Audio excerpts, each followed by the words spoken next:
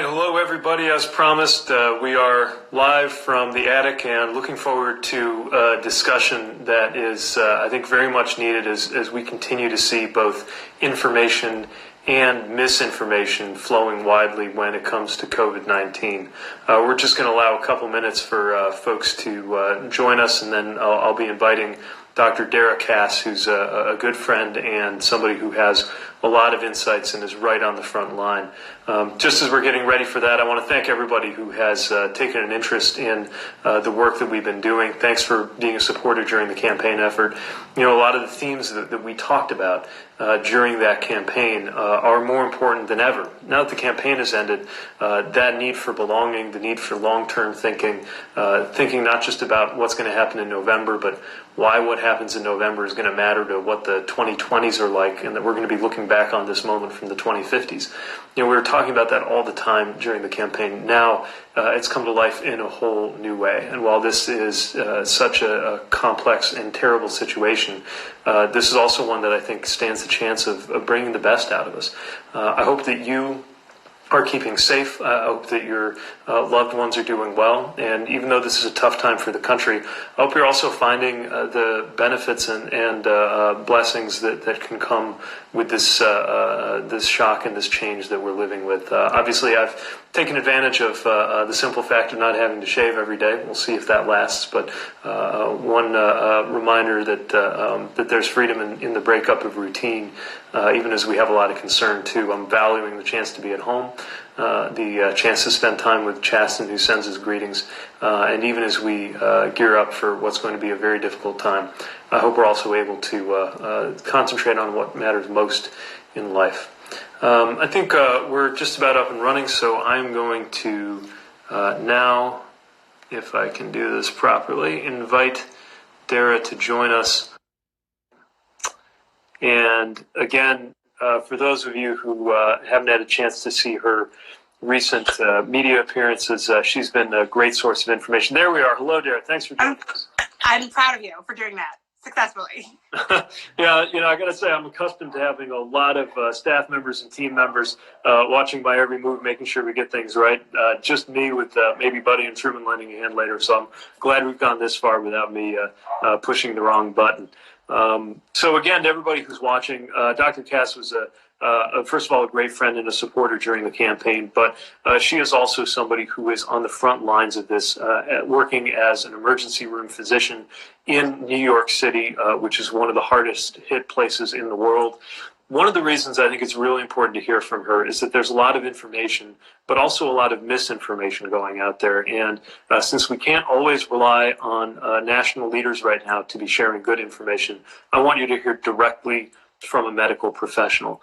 Another reason I think it's very important to hear the view from New York is that what is happening there is an example of what we may expect to see in other parts of the country too. So even if you don't live anywhere near New York, understanding what is going on there could shape the way we can respond in different parts of the country. So Dara, I know that you have been incredibly busy, both as a medical professional, even conducting telemedicine while you've been indoors, and as somebody who has been making appearances from CNN to network television, helping to educate Americans. I'm so glad you're with us right now. Before we get to any of the many questions that have come in, I want to first ask how you're doing, because you yourself tested positive for COVID-19. I was hoping you could share a little bit about, first of all, how did you know that you might be coming down with something? What did the test tell you? And most importantly, how are you doing?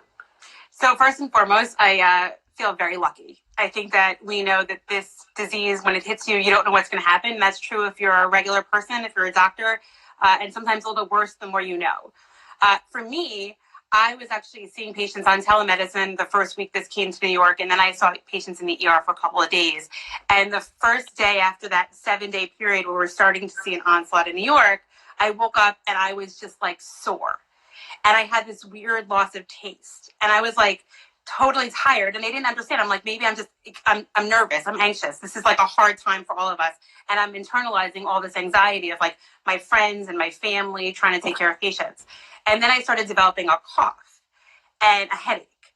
And I was like, maybe this is more than just the anxiety of taking care of people in this moment. And so 2 days in, I decided to register as a patient myself.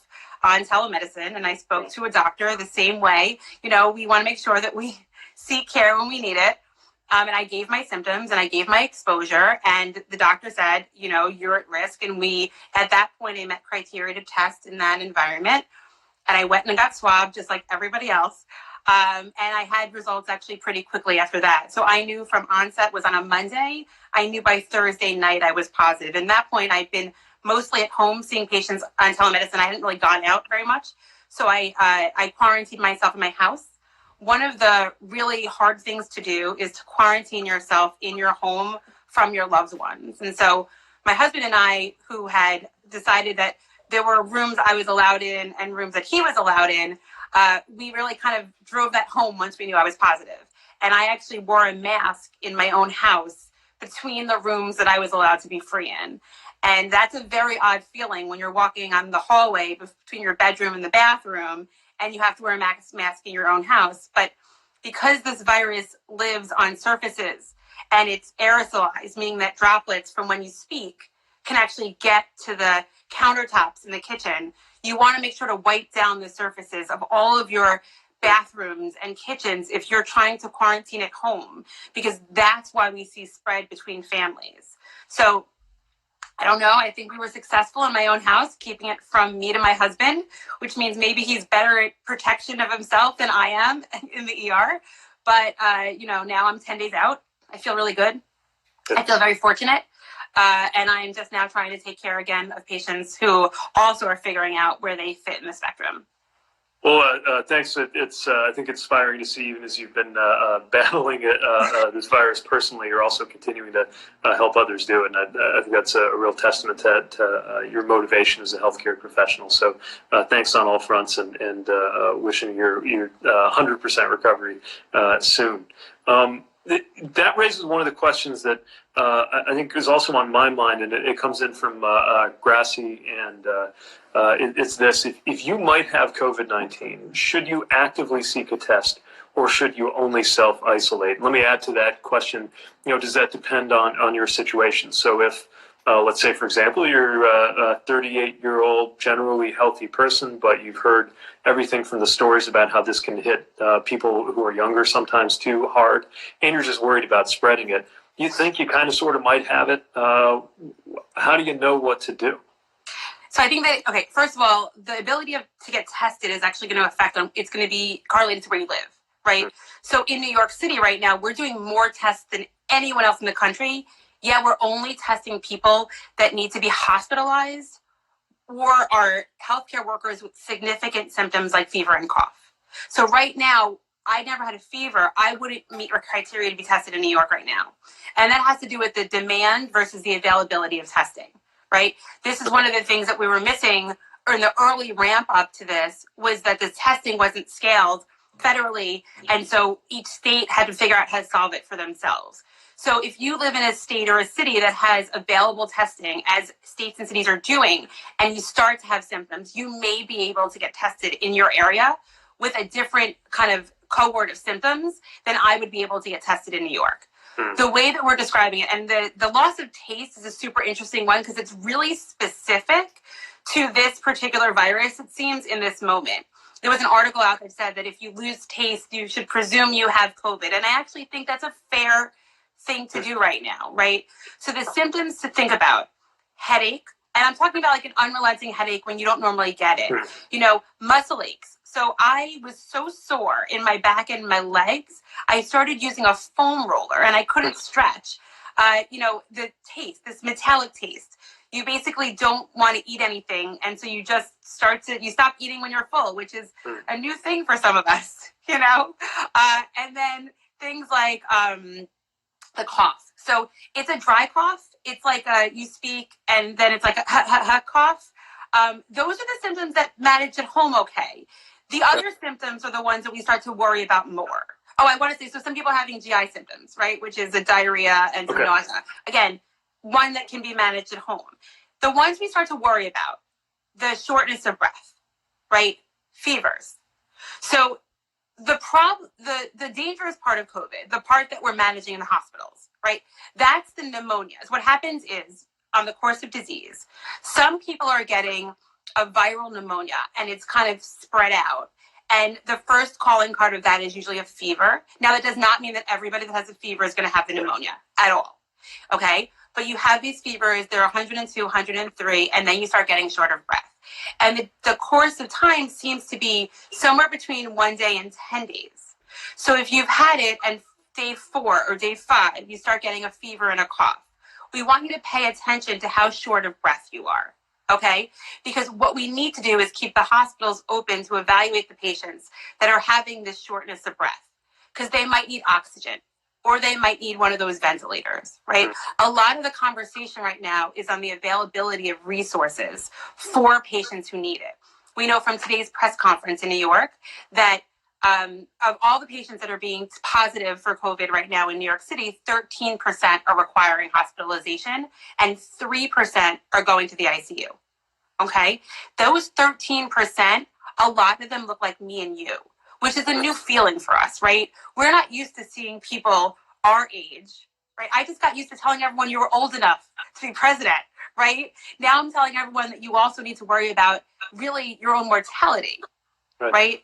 And so there's a real sense of panic amongst the 30 and 40-year-olds, and in some ways disbelief that this can't affect them, because we're not used to this idea that we can get really sick really quick. You know? What I'm hearing is it's just not true that this is only dangerous if you're over 60 or if you're immunocompromised. This could, at least for some people, be dangerous or even deadly for somebody who seems otherwise healthy and is closer to our age. Yeah, absolutely. And it's unpredictable, right? You don't know, how smart you are, no matter how much you really pay attention to what's going on. You don't know how it's going to affect you. And that's why when I got it, I was just as scared as everybody else, counting the days to make sure that I was okay.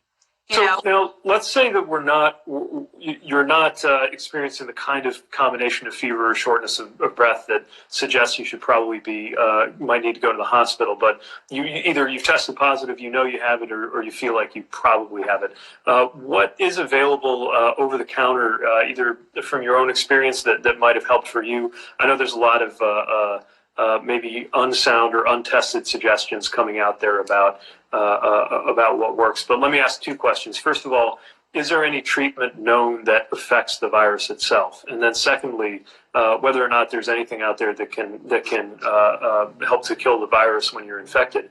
What are some things that are likely to be helpful if you do have the symptoms that are available over the counter? So the 87% of people that are not going to need to be hospitalized, which is the majority of the people we know, and the majority of people in our life, are going to do the same thing they would do for any virus, right? They're going to take Tylenol or Motrin. There was this question about whether or not you can take Motrin, and the reality is that that's not proven. If you want to try Tylenol first and it works for you, stick with Tylenol. There's no downside. You want to stay hydrated. You want to make sure that you rest. You want to stay away from your family and, for the period of time and stay quarantined. That's the majority of people. This is still a new virus, right? And so we don't know a lot about how it's affecting people and, more importantly, how to treat it. There are certain treatments, medications we've had for a long time, out of, medications for malaria, combinations with antibiotics, vitamin C, all these things that are coming out in the media that can be used to treat patients who are very sick in the ICU. Okay.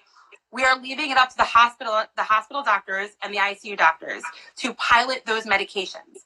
What we don't want, and what we've seen already happen, is people try to take care of themselves at home with unproven therapies, right? We've had overdoses already of people taking the wrong medication, right? These medications are being touted as safe because they're old.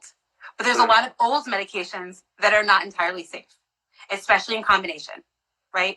So we need to make sure that patients are not treating themselves because they're hearing stuff in the news media that's not proven medical advice.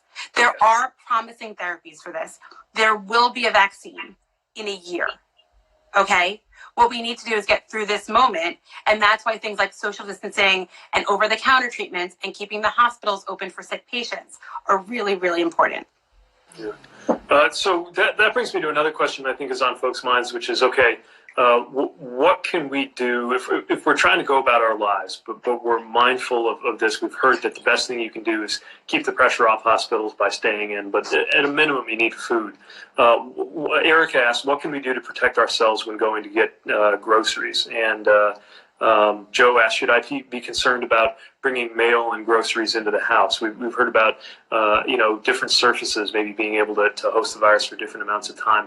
What's a way to think about this that is reasonable, that makes it possible to at least go through the basic functions of life, and at the same time is responsible and as conservative as we should be, knowing that, most of us don't have hazmat suits and protective equipment, but all of us need to get food. And let me put one more asterisk on that just before the question, which is also, for those of us who are looking after others. If I'm, I put some effort into convincing my mother to not go to Costco this morning, partly by promising that I would go ahead and get things for her. A lot of people out there are, participating in volunteer efforts to try to get food for others. So whether you're talking about getting groceries for yourself, or whether you're talking about wanting to be able to deliver and make something available to somebody who definitely shouldn't be leaving the house. What are some things that we should think about and should know? Okay, first of all, I don't cook, so this is a solution. This is something I've thought about a lot.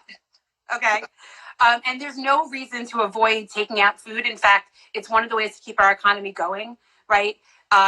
Restaurants are taking seriously their own hygiene. There's no evidence that this virus is transmitted through food specifically. What I will say is if you're going to go outside, first and foremost, wash your own hands, right? Make sure that you're responsible because you also don't know if you're an asymptomatic carrier, right? So you go out, you wash your hands, you don't touch your face, right? You go, you do what you need to do, and you come home. Okay? There are a lot of ways now when you order in food to do no contact drop off. So there's a lot of, you can actually click a box. It protects the delivery worker and it protects you so that they just drop it at your door. I would say be generous to delivery workers right now. They're having a hard time.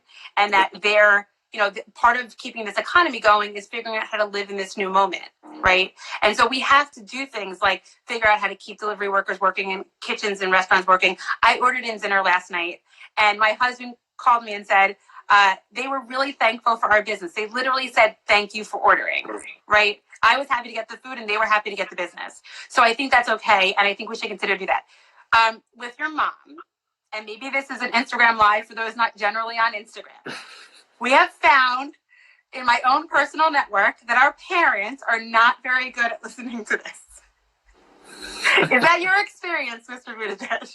It's a bit of a struggle. If anybody knows my mom, she's not designed to be indoors all the time. So she's trying to behave, but definitely, I think our generation is learning a lot about persuasion with an older generation that that just is really having a hard time with this. So if you're over 65 listening to this Instagram right now, this is for you, which is please stay home and let us help you, please. It comes down to this. Yes, people who are older are more vulnerable. It's not a guarantee, but we don't want them to get it. My friend Craig says if the virus doesn't touch you, the virus can infect you. That's the way I want them to think about this. They don't need to go to Costco. I know they really like Costco. There are so many aisles of lots of stuff, right? But no, it will be there when this is over. I promise, So I think that what we can do is we can offer to help our parents and families. We can offer to do the same thing. Protect ourselves is protecting them. Okay? But yes, you should be the one going to Costco. Or Chaston. He's younger than you anyway. There you go. So speaking of which, he just went out to make a run, and we were talking as he was getting ready to go, groceries versus takeout. It sounds like what you're saying is there's no obvious direction to do one versus the other, but there are ways to minimize your risks, whether you're going to pick up food at the store, whether you're going to go pick something up from a restaurant or order in. And what I would say is this. A lot of my friends who are worried they have it are also the ones cooking for their families. And so they started wondering, should I be the one cooking if I'm the one infected? And I would say no. I would say if you're seeing that you have symptoms and it's possible, let somebody else cook for once. Order in a little bit more. Pizza's okay. My kids who are watching TV a lot right now would probably like to get more pizza. Because it is important that if you're the one infected, you don't realize, but you may wash your hands, even wear a mask when you cook, and then you wipe your nose and hold the plate. And that would be a really unfortunate way to infect somebody else. So yes, these are hard choices to make in your own family. It's the reason why other countries actually move out patients who are just being observed to separate housing. And I hope eventually we get there. We're not there yet. But ideally, we would have people quarantine themselves away from their families. We're just not there yet. Got it. Let me ask one other question. I want to zoom out during the time we have to some bigger picture questions. But one more thing in the realm of health, which is a great question from, I can't even make out the handle here, but I love the question. How has mental health been a factor in this pandemic? What do we need to think about in the interaction between mental health, especially as this lockdown goes from days to perhaps weeks or more? So I woke up 3 a.m. last night and couldn't sleep. And I realized that all my COVID symptoms are being replaced by general anxiety symptoms. I mean, it is a really scary time for all of us in healthcare, just regular old Americans. And the answer is whatever you can do to unload this anxiety, right? We have to figure out each of our own way to handle the stress. It may mean downloading an app that is a meditation app. It may mean deciding that you're allowed to have ice cream every night if the day isn't so bad. It might mean talking to your friends and doing Zoom calls with your, no endorsement intended, of course, but doing video calls with your friends from high school all of a sudden again. Whatever you can do to anchor yourself in this moment and connect with your family and friends to get through what is a really uncertain and scary time, but do something. Don't ignore this, because we're all internalizing a lot of anxiety, and that's going to manifest into symptoms, whether it's nausea or headaches or, muscle aches and fatigue. That's going to make you think you have it, even if you don't. And that's what I thought was happening to me the first day. And so it's real, and you've got to acknowledge it to be able to get through this. So I want to go now to where this meets the economic picture. Somebody just commented, I'm worried about being told to go back to work after Easter. We also heard the president say that by Easter the virus will be under control. Is there any way that that's true? And of course, nobody has all the answers on timing, but what do you make of this suggestion that we should think of Easter as a day when something changes?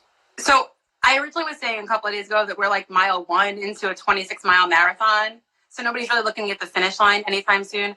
No scientist, no doctor is ever going to say that arbitrary limits and arbitrary timelines are a good idea right now. If we see, it's like a pressure cooker, right? There's an elevating pressure, especially in New York right now, but now we're seeing in other cities, in Louisiana, in Colorado, where the cases are escalating and escalating. We are not going to be able to decrease the, social distancing in those cities anytime soon.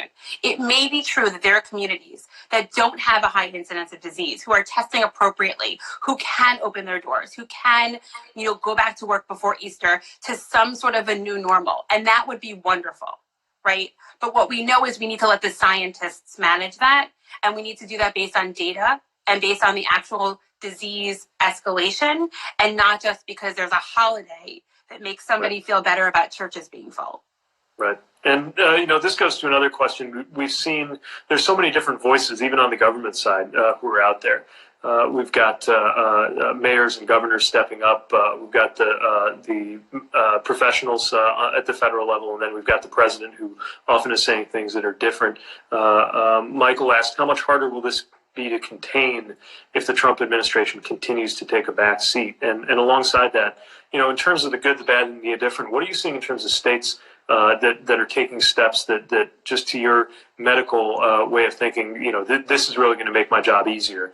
And what are you seeing happen that's making your job harder? And how can people tell the difference in who to listen to when we see different kinds of political and public figures speaking up who maybe are not medical professionals? So I live in New York, and I'm super proud to be a New Yorker for lots of reasons, have been since the day I've been born. And we know that Governor Cuomo has taken a real leadership role nationally right now as basically the governor's governor. Somebody told me once that local leaders, mayors, and governors, if the country looked like our best friend states, we would be, we would do pretty well. And, that's what's happening right now. Thanks for remembering our stump speech. I listen to it a lot.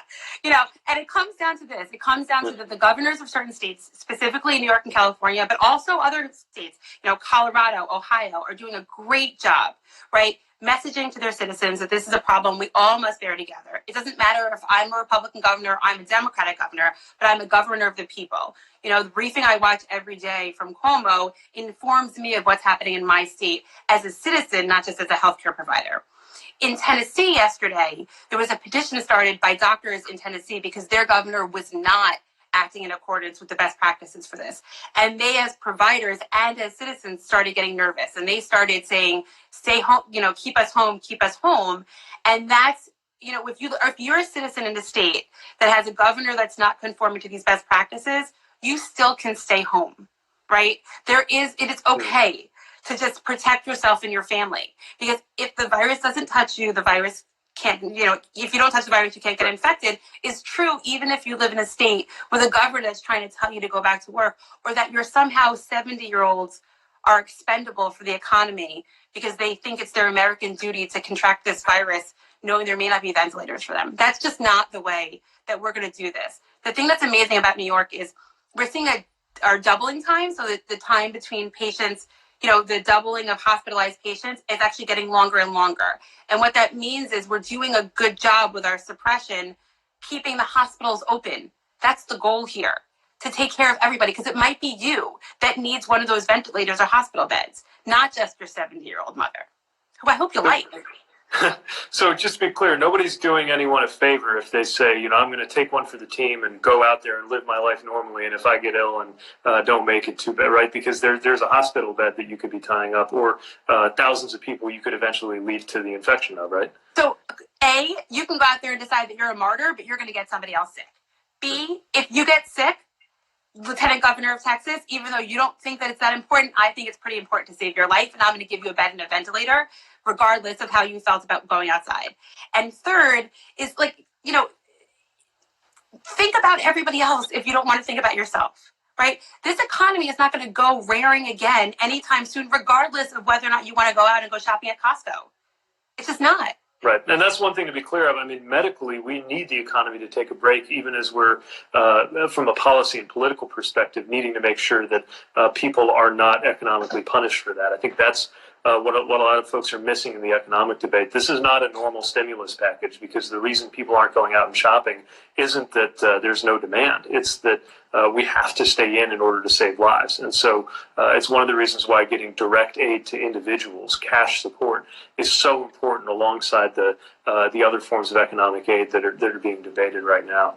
And I just want to echo what you said about Governor Cuomo. It's been remarkable to see the way that he stepped up and offered the kind of, I think, clear leadership and honesty about what's known and what's not known that we're going to need in order to get through this. I know we're hitting up against our time, and you've been very generous with it. I want to ask, I thought, a great question that came through. In fact, I'll ask you, there are a pair of questions that you could kind of take together. Dua Chicago says, these are challenging times. What motivates both of you? And then Andrew says, what is one reason to remain hopeful during this horrible time? So I'll do the hopeful part, and then you'll tell me what motivates you, and I'll tell you what motivates me. This is the most American moment I have seen in a long time. Okay. I look at my Facebook feed of my friends I've met from high school, college, nursery school, their parents, whoever they voted for, wherever they live. Everybody is rallying together to fight this virus, whatever they can do, whether it's making homemade masks or offering to find somehow, PPE for people in their environment, offering to drop off, food or snacks. I have 3 texts about sandwiches asking which hospitals I would tell people to donate food. Everybody's trying to do something. And that's remarkable. It's an opportunity to really kind of chip in and help your fellow Americans so that they can go out into the front lines and save lives. My husband just said, it's, all these people that have been underappreciated in the background so long. Our, hospital janitorial staff is so critical right now in keeping us safe. Thank them. If you know somebody that's a sanitation worker who's going out there and picking up literally your garbage to make sure that our streets are clean right now, thank them. It's a real opportunity to recognize the work that's usually unrecognized. And that gives me kind of hope, because I think it's an opportunity to reframe that in this American story. So what motivates you? Well, first of all, I love the way you put that this is a really American moment. And it's true, so many people are playing a role and stepping up. I think it's taking more creativity than before. If this were a normal, if this were a flood, everybody would rush down to the river and fill sandbags if you could. We can't gather physically in the same way we would in other situations, and yet people are finding so many ways to be helpful. That's what's motivating me too, that and the knowledge that even the most terrible things that have happened to countries, to people, also can bring out the best in us. I always said on the campaign trail that why leadership matters is it can bring out the best or the worst in us. The same is true of adversity. And I believe this is a moment when we could look back and, as terrible as it is, also be proud of the way we individually and collectively stood up, looked after one another, did what we could, whether that meant going out and volunteering in some way or whether it was as simple and as difficult as having the discipline to just stay put. Which is sometimes the hardest and most important thing to do. I know our time is up. Thank you so much for the work that you're doing. Thank you so much for taking time to speak with everybody here. And for everyone who's watching, I hope you take this advice to heart. I hope you keep seeking sources of good information and spread that around. And I hope we'll have a chance to connect again before long. Dr. Cass, thanks so much for joining us. And stay safe and stay well. Thank you so much for everything. Thank you. And everybody who joined, again, I appreciate being able to spend a little time with you. I think it's so important for us to find new ways to connect, to engage. I'll tell you, it's a strange feeling to go from seeing thousands of people in one day to being right here at home all day, and yet being able to engage with thousands of you right now reminds me what's at stake. And we've got a community of supporters that can do so much good, even if we have to do it in ways that we're not used to. So thanks for being part of this conversation. There will be more to come. And again, listen to good advice. Stay home, be safe, protect yourself, protect others, and I look forward to seeing you again. Take care, everybody.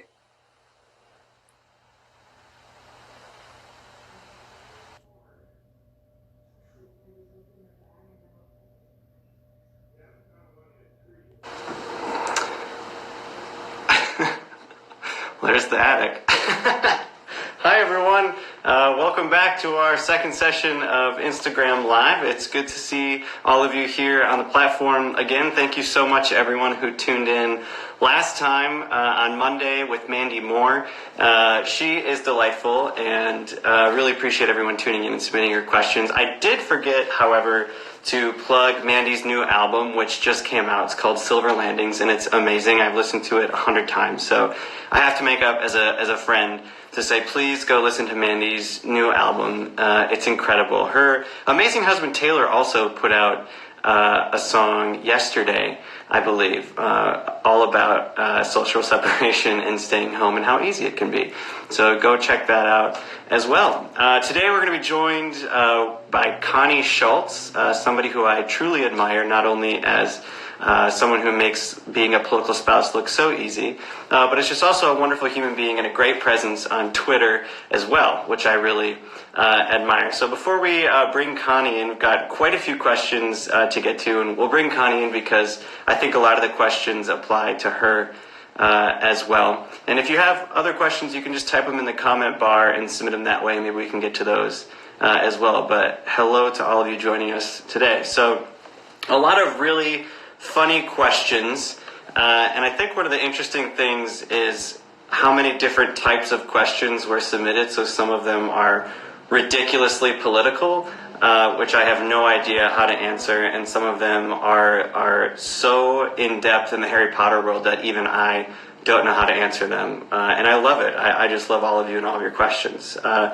One thing that was really funny is Tay asked, what was the weirdest thing that happened to you on the trail? And I was thinking about that this morning. So one time I was giving a speech in DC. I forget what event it was for. Maybe it was New York. And I took up what I thought was my speech. And when I got to the podium, I quickly realized that it was not the speech that I thought I was prepared to give, and I had to make up so much stuff on the spot, trying to remember what I had written myself and what the team had helped me write, filling in the blanks of one of the drafts that I had brought up, which was a little nerve-wracking. That was very early on in the campaign too, which is where improv skills definitely came into play. So don't ever let anybody poo-poo on a theater degree, because it definitely came in handy then.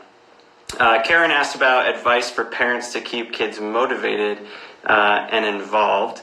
And I think my advice to you today would just be to remember that curiosity is key, and you really have to strive to help your kids be curious, and it doesn't have to be about the things that they were studying in school or even talking about in school. You should just ask them, what are they curious about? What do they want to know more about? But make sure you're setting some really firm boundaries so that you know what they should be working on, they know what they should be working on, and ask for specific outcomes. But it could be anything related to music or Legos or drawing or theater.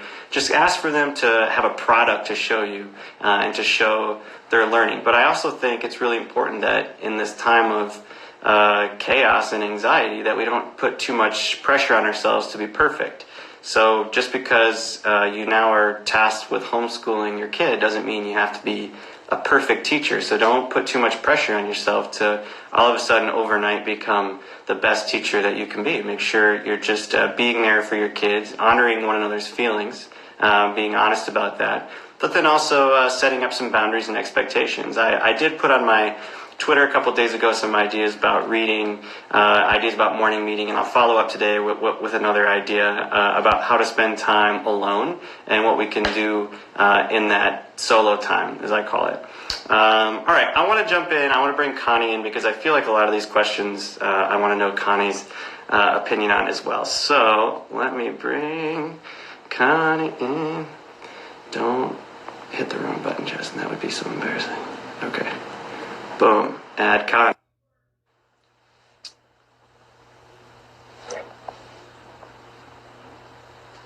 Waiting for Connie. Somebody write that song.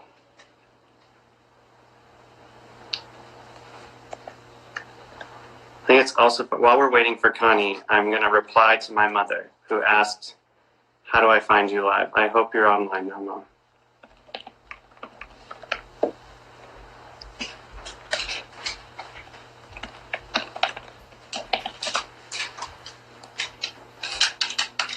Buddy is here as well.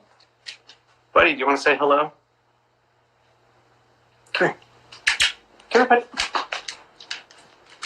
While we're waiting for Connie to connect, let's get an update from Buddy.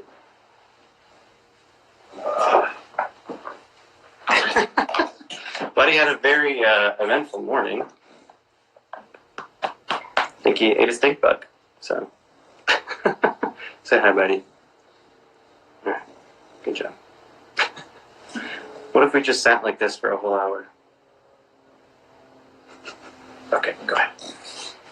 All right, let's see. Connie's having some issues. Let's try again. Oh, I see so many wonderful people in the chat. Hi, Emily. Hi, Abby. Hi, Andy. Owen. Brokaw's here. Oh, Mandy's here. Hi, Mandy. All right, let's try it again. Hi. Hey! Sorry about that. That's okay. Things can be difficult. I'm just figuring all of this out too. So. Well, I was moving around in rooms, and as you know, I got to pull up the blinds wherever I am, so that my best chance here is that Walter right here and Franklin right over there is not going to start barking. So we'll see how this goes. That's my number one fear too, and that's why I left the door to the attic open so the dogs could come and go as they please. But Buddy's really taken to barking at everyone and everything that goes by. So. Same. Yep. Who cares? This isn't anything polished and formal. We're just hanging out. Well, I'm glad to hear that because I don't have polished or formal for you. So here we go. Well, I have so many fun questions that were submitted. It's really cool to see the different types of questions people submit, and then also where everyone's coming from. I mean, we had questions from Brazil and Portugal and Korea, Australia. It's really cool. But right away, I just feel like I need to tell folks how much I admire you as someone who, yeah, you're great at standing on your own 2 feet as an individual. As are you. And you had to learn it even faster than I did on a much larger stage than I did. That was an adventure. But you wrote a helpful book, and I called you about that early on. So if nobody knows about Connie's book, it's called And His Lovely Wife. I have it here. It's about separating yourself from your partner, standing on your own 2 feet, but also being a supportive and loving spouse. And you really have a lot to figure out as you navigate that new environment, right? When to voice your opinions, when to offer a helpful word, and when to stay back and let the team do their thing. Well, I thought it was important early. Well, a couple of things were important for me. Now, I can understand this happened quite a few years earlier than you. Sherrod ran for the Senate in '06, and we had just gotten married in '04. And it was quite the earthquake. I was a newspaper columnist. I was a woman paid to give my opinion. I had to take a leave of absence at my insistence early. And then I started to understand pretty quickly. It was really hard to go from being a woman always saying what I think to going, well, Sherrod says this and Sherrod thinks that and Sherrod says. And so that was a bit of an adjustment too. What I learned over time, and the reason I wrote the book because my editor wanted me to read it. Yeah. But I wrote it in part because I understood clearly you should just be who you are always. Right. Nothing should change. And anyone who wants to change you needs to be off the team, or at least to be quiet around me, because I'm not going to change the colors I wear. I'm not going to change the opinions I have. And it made it a lot easier to just be me. I mean, I had a whole book already of my columns that were published, so it wasn't like they weren't going to know what I've been thinking about over the years. Yeah. That was an interesting adjustment for me. On one hand, I mean, I've never been political, and I'd only stood at Peter's side while he ran for mayor and then the DNC chair. That didn't require a lot of me. And then figuring out how to be my own person and how to voice my opinions and how not to lose your identity. Because I think you could really easily. I think you could very easily fall into the trap of letting people tell you who to be, how to be, what to say, what not to say. And I had to learn quite rapidly what advice to take and then what advice to hear, but not take, right? Especially when it came to trying to be the figure that I felt the country needed, but never letting go of my own values and what I thought made me who I am. So there's a lot there. And now you're still kind of, I mean, especially as a journalist, you have to figure out how to separate maybe personal from political, from spousal, right, and journalist? Or do you feel like you have found like the right balance of all of them? Well, if there's a balance to be found, and who knows, but I think as a columnist, which means I give my opinion, I report it all the time first. You know, I still work as a journalist every day. I'm writing any column. And I think over time people have come to understand that, yes, I have these opinions. I had them long before I knew Sherrod. We got very lucky after being longtime single parents and found each other. I looked up his voting record before I'd even go out with him because I need to make sure that he had 100% on choice and on gay rights. And I just wish all of you, all the people out there, could check the voting record of somebody they're going to date first, because it makes it a whole lot easier. At least it did for me.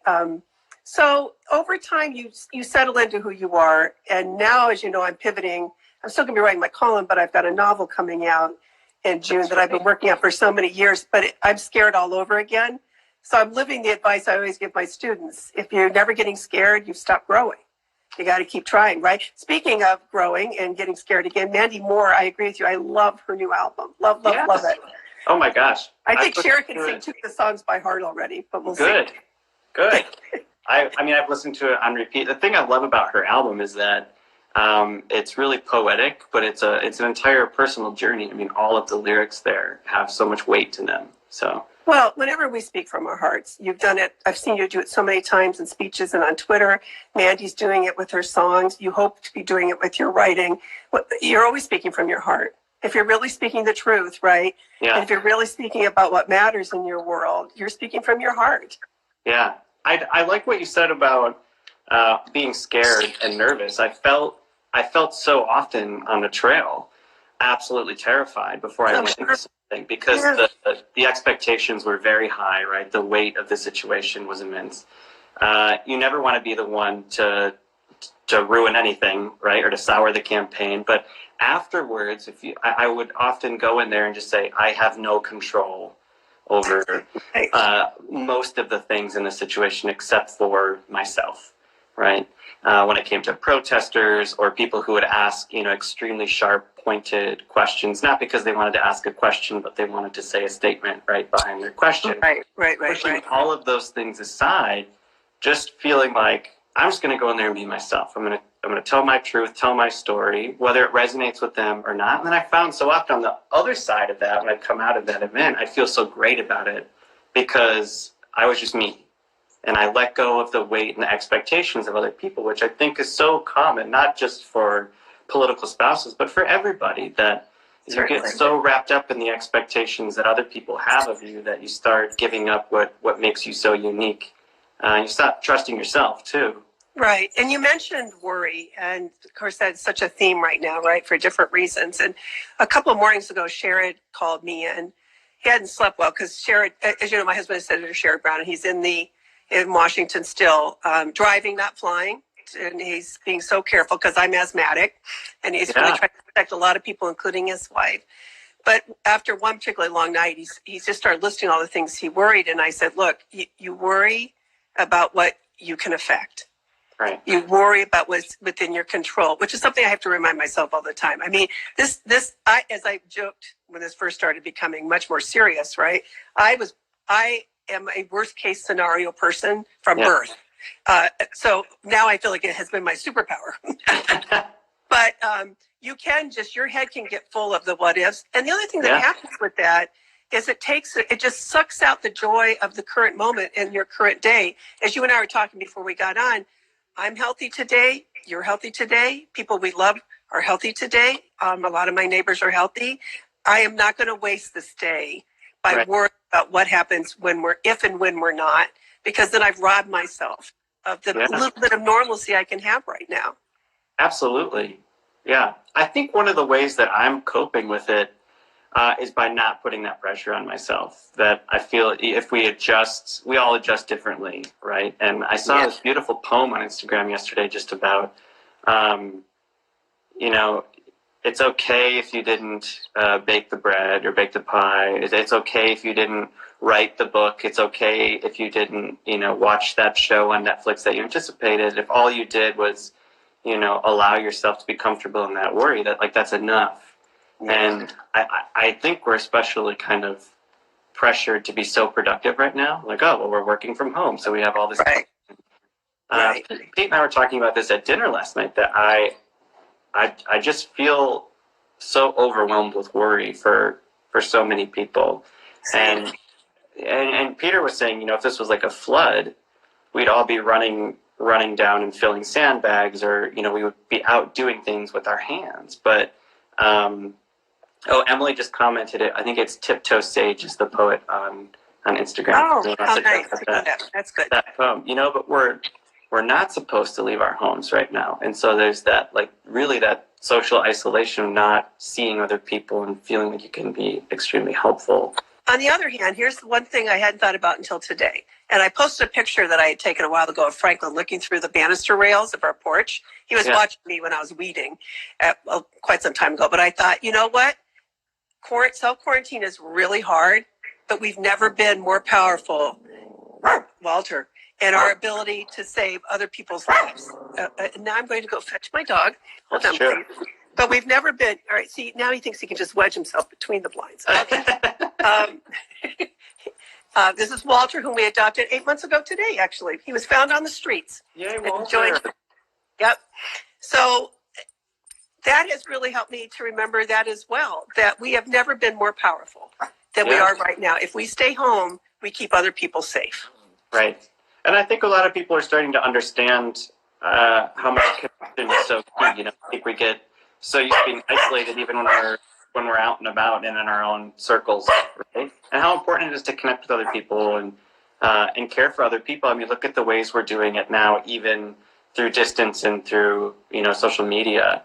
How important it is to make sure we're taking care of people and helping others smile and building one another and helping people navigate anxiety, worry, and pressure. Right. Okay, I have more questions for you. All right, let me scoop up. Oh, you want to go outside? That would be terrific. Come on, Franklin, you too. All right. I'm actually offended that. Pardon me? I'm offended my dogs aren't up here. I feel like, last time when we did this with Mandy, they ran away from the room too. I don't get it. They're here all day, and then I think they know they don't want to be put on the spot. They're a little camera shy. I wish ours were. They are never camera shy. But he's not camera shy. Truman doesn't care about any of us. Okay, so you mentioned a few projects around the house, but what are you doing right now to stay healthy, stay sane? I'm writing a lot more of my handwritten letters, which I love to do anyway. But now I'm sending a lot more pop-up cards to the kids, the grandkids, because we have 7.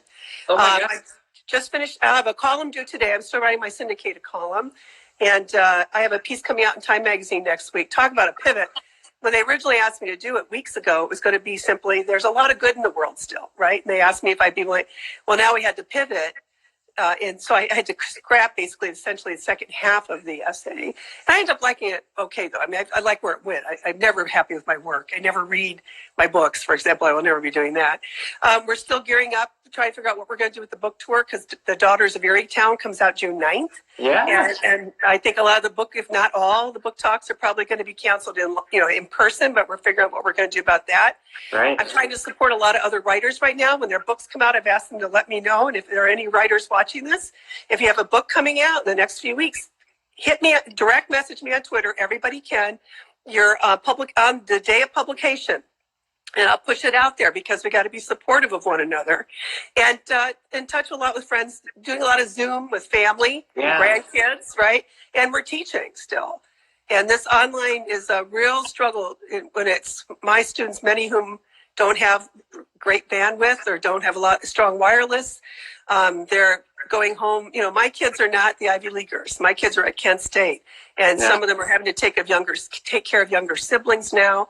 Employers are asking them to work more hours, and they're not giving them protection. I really want to write about that, but I don't want them to lose their jobs right now. Right. So I'm worried about them pretty much all the time. And then, of course, there's Sharon. And I don't need to tell you, with Pete as your husband, when your husband is on the front lines, there are all kinds of things you can worry about, including just, is he sleeping? Is he resting? Is he keeping his distance? He refused to go in for that. He's a ranking member of Banking and Housing, but he did not go in person. He refused. He said, I'm going to stay here, but do conference calls. Senator Patty Murray did the same thing. After Rand Paul's news, after that happened, they all wish they had been doing more by conference call. And so that's what's happening now.